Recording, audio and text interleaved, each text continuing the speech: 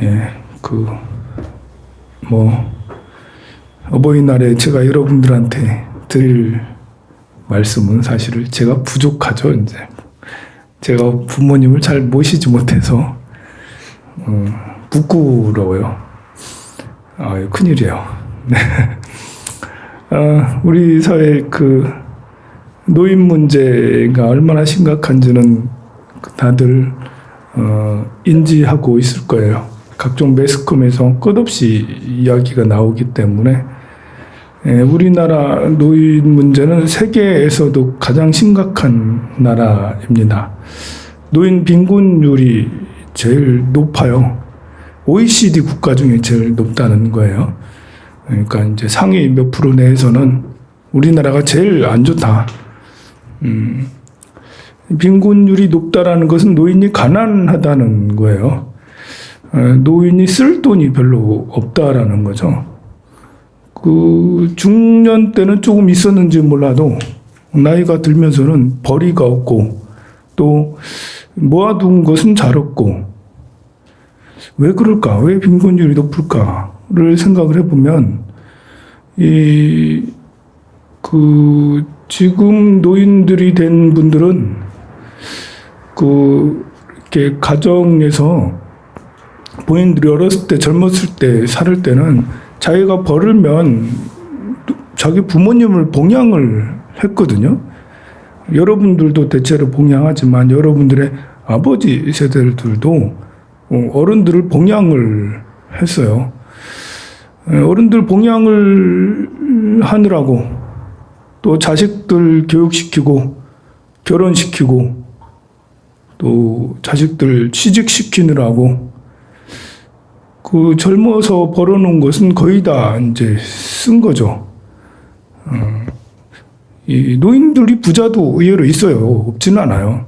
요 근처도 여기 주택에 있고 아파트들도 많이 있고 그런데 우리는 이제 그런 사람들을 생각기보다는 그렇지 않고 빈곤한 사람들의 생각을 더 많이 해야 되겠죠. 우리나라 노인들이 겉으로 볼 때는 부자인 듯해도 세계적으로 보면 제일 빈곤 국가라는 것을 우리는 인정을 해야 돼요. 급식을 이렇게 하면 우리 절에는 1,000원을 안 받지만 다른 급식 하는 데는 올해부터 다 1,000원을 받거든요. 무조건 다 1,000원을. 정부 보조를 받는 곳은 그냥 주지 않고 이제부터는 1,000원씩을 무조건 다 받아요. 근데 어떤 분들은 1,000원도 내기가 아깝다라고 그렇게 해요. 정말 그럴까 생각하는데 그런가 봐요. 다행히 이제 정부에서 20만 원씩 노인연금이 나오는데 사회 물가가 이제 그 정도는 또 안 되니까요.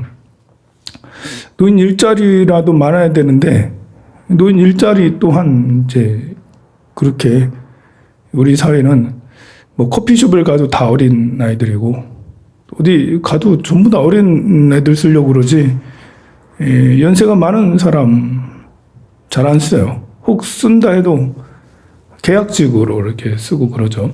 경비나 요양보호사 같은 이런 경우. 요양보호사는 할매가 할매를 본다고 그러더라고요.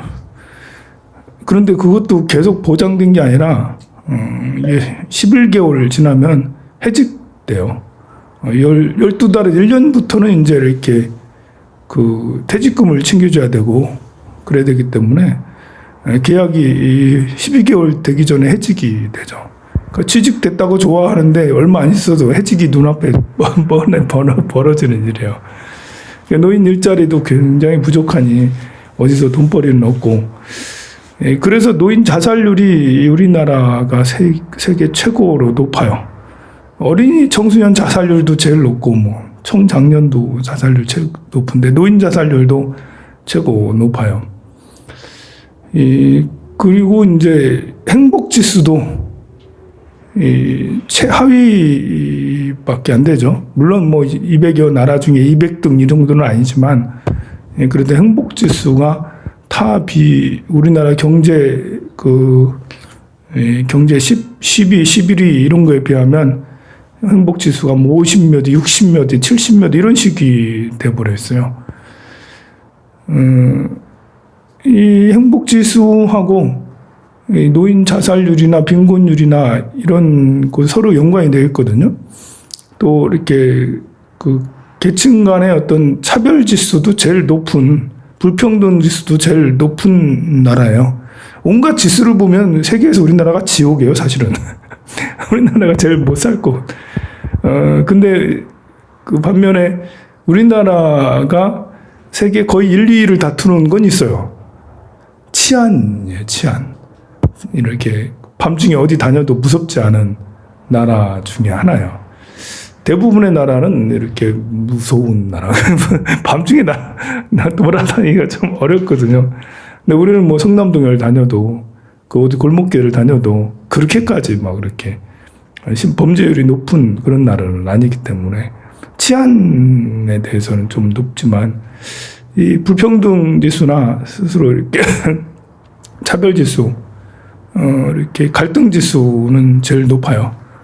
갈등 지수가 높기 때문에 사실은 노인들이 불행한 것 같아요.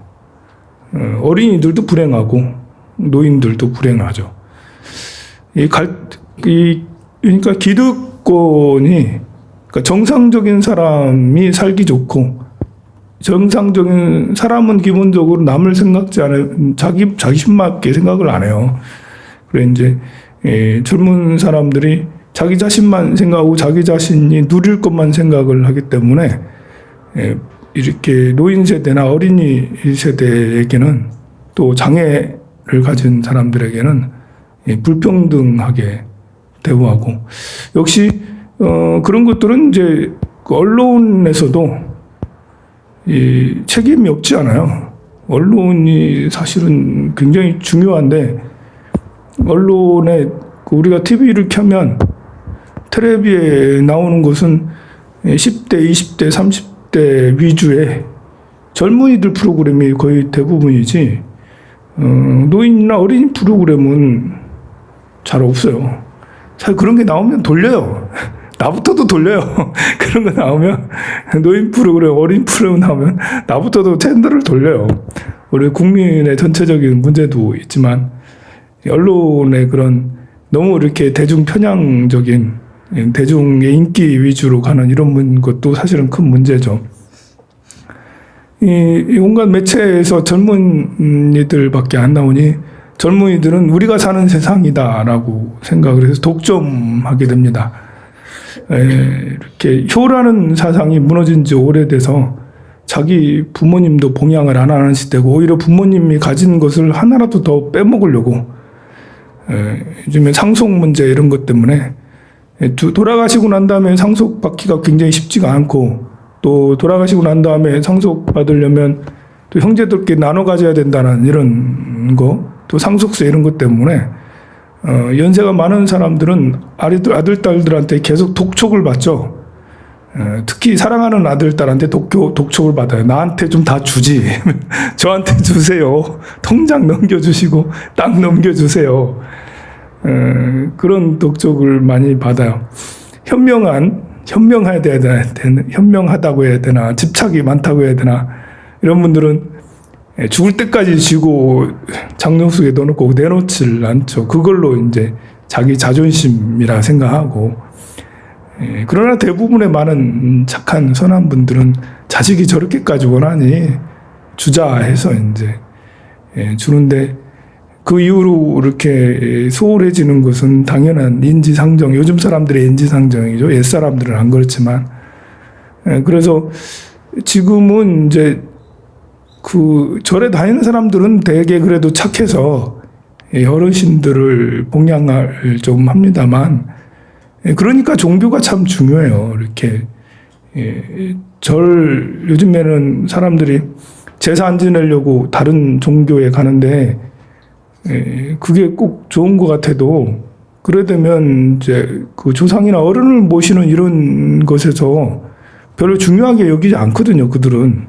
그러니 이제 절에 다니면 여러분들이 돌아가실 때까지 천도제 지내고 뭐 이렇게 이런 얘기를 자꾸 듣고 하니까, 이렇게 내가 어른을 잘 모셔야겠다 이런 생각을 하는데, 다른 종교에 가면 그러지 어른을 잘 봉양해야 된다는 생각 안 하고 교주를 잘 봉양을 해야 된다고 자꾸 그러고 제사도 필요 없다라고, 그래서 조상에 대한 생각도 없으니 저절로 사회가 그렇게 돼가는 것 같습니다. 그러니 대부분의 사람들은 이제 그 노인들의 자기 부모님들에 대한 이런 돌봄도 희박해졌으니 이 다른 부모님에 대해서는 더더욱 이제 외면하게 되죠. 내 문제라고 생각을 하지 않고, 지나가는 노인들은 다 우리의 부모님이잖아요. 다 이제 연관이 돼 있고 다 어르신들인데, 이 노인복지를 하시는 이런 분들만 어르신 그러지, 젊은 사람들은 이제 그 무관심했죠. 노인들에게 사람들이 제일 힘든 게 무관심이잖아요. 무관심. 욕을 먹어도 살만해. 그런데 무관심하면 정말 못 살게 돼요. 나라에서 많이 챙겨주긴 하지만 한 번씩 찾아오는 이제 요양보호사 내지 복지사 말고는 연결되는 고리가 없으니 노인 빈곤율이나 자살률이 제일 높을 수밖에 없는, 노인이 스스로 불행하다고 여기는 이것이 굉장히 크죠. 그리고 또 우리나라는 인문학이 발달되지 않아서, 그러니까 사람들이 철이 안 들어가지고 좀 철이 들어야 되는데, 우리 사회가 철들게 하는 사회가 아니라 이제 자꾸 욕심을 부추기는, 뭘 자꾸 벌어야 되고 자꾸 소비해야 되는 이런 걸 부추기는 나라다 보니까 사람들이 철이 잘 안 들어요. 철이 안 든 상태에서 노인 되면 그러면 이제 그 불행 지수는 훨씬 더 크죠. 철이 든다는 거는 스스로 자기 어떤 일이 있어도 스스로 내면이 단단해서 평온을 느끼고, 누가 날 관심 가져주지 않아도, 누가 날 좋아한다는 얘기 안 해도 이렇게 스스로 만족을 느낄 수 있고, 나이가 들어가는 것이 참 행복하고 좋은 것이구나, 이런 성숙감이 이제 드는 것이 철이 든다는 거거든요. 철이라는 건 시간이잖아요. 시간. 한 철, 두 철, 세 철. 이 시간을 우리가 무르익고 가면서 할수록 이 철이 더 들고 이렇게 성숙이 더 되고, 그리고 나이가 들어도 젊은이들 시기 질투하지 않고, 젊은이들 사이에 있어도 꿀리지 않고, 이런 게 철이 든 건데, 이렇게 나이 들면 젊은 사람들이 있으면 괜히 무섭고, 내가 있을 낄 자리가 아닌 것 같고, 이렇게 스스로 늙어가는 것이 눈 잘 안 보이고, 잘 안 들리고, 쭈글쭈글해지고, 힘도 없어질 이런 것이 굉장히 이렇게 슬프게 다가오는 거예요. 철이 잘 안 들어서.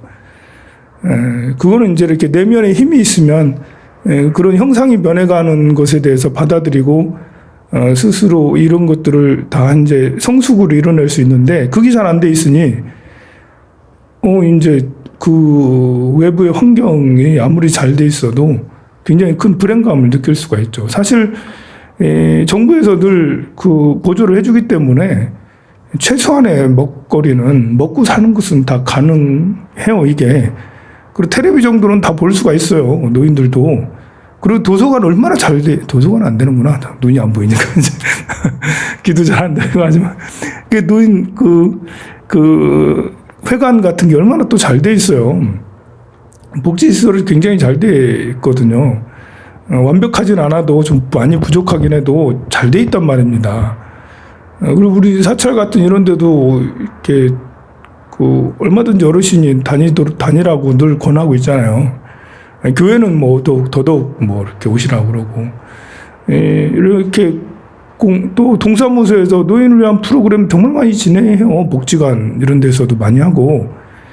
그러니까 사회적으로는 세계 기준에는 못 미치지만 노인들이 행복할 수 있는 여건은 충분히 있어요. 돈이 별로 없어도 그냥 자기가 찾아다니면서 이렇게 하면 할 수 있는 여건이 굉장히 많아요. 그런데도 불구하고 빈곤율이나 불행지수나 자살률이 최고라는 것은 이게 처리 안 들어서 그래요. 근데 처리 안 든 걸 어떻게 뭐 처리 들게 할 수는 없고, 그래서 이제 정부에서는 더더욱 그 복지시설을 늘리고, 또 그렇다면 우리 이 젊은 세대들, 청장년들 50대까지, 아직까지는 50대도 이제 이렇게 요즘에는 젊은이죠, 이제.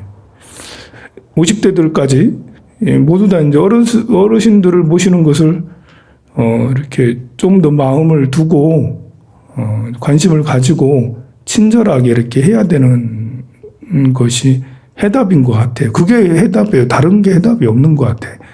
이미 다 성장한 어르신들한테 철 들으세요라고 할 수는 없는 거고, 우리가 이제 어르신들을 잘 모셔야 되지 싶어요. 근데 이 어르신들을 잘 모시는 건 쉬운 건 아니에요. 장애를 가진 사람을 모시는 것도 쉬운 게 아니고, 아이를 모시는 것도 쉬운 게 아니고, 노약자를 원래 모시는 건 쉬운 게 아닌 거예요. 굉장한 원력이 필요한 것이죠. 오늘 그 어버이날을 맞이해서 상불경 보살품을 독송을 했는데, 상불경 보살처럼 늘 공경하는, 어떠한 대상이라도 공경하는 그런 우리 불자가 됐으면 좋겠습니다. 성불하세요.